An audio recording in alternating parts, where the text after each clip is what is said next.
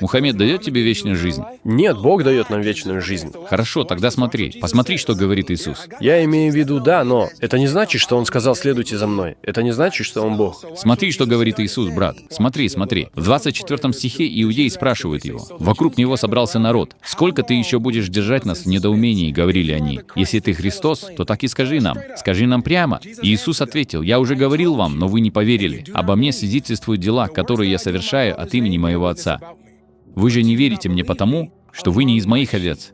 Мои овцы слышат мой голос, я знаю их, и они идут за мной». Что это значит? Они следуют за мной, так? Его овцы следуют за ним. Что это значит? Я даю им жизнь вечную. И они никогда не погибнут.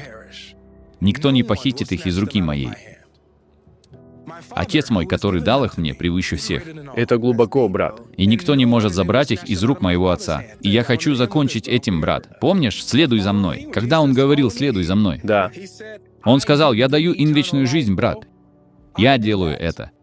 Не просто следуй за мной и ходи моими путями. Нет, если вы последуете за мной, я дарую вам вечную жизнь. Я понимаю это. Я понимаю, о чем ты говорил, когда читал. По сути, ты хочешь сказать, что Иисус дает. И Иисус исполняет Божью роль. Вот почему Он говорит это таким образом. Точно. А что говорится в Коране 5:47? Там говорится: «Пусть люди Евангелия судят по тому, что Аллах не спаслал в нем». Те же, которые не принимают решений в соответствии с тем, что не спаслал Аллах, я говорю о своих людях, являются нечестивцами. Поэтому я должен судить в соответствии со своим Евангелием. И когда я смотрю на Мухаммеда и сравниваю его с Евангелием, я вынужден признать, что он лжепророк, потому что он учит о другом Иисусе, другому посланию, которое противоречит тому, что говорится в Евангелии. Так что это не я набрасываюсь на него со словами: «О, я просто ненавижу Мухаммеда», или, знаешь ли, «Он мне просто не нравится», или что-то еще. Я смотрю на то, что говорится в Евангелии, и я смотрю на то, что говорит Мухаммед. И исходя из этого, я должен сделать вывод, что он лжепророк. Я не хочу проявить неуважение ни к нему, ни к кому-либо, кто верит в него. Это просто вывод. Понимаешь? И вот еще что. То есть ты не веришь, что Коран является последним откровением? Нет, не верю. Значит, ты не веришь, что это последняя книга Бога? Нет. И на это есть причина.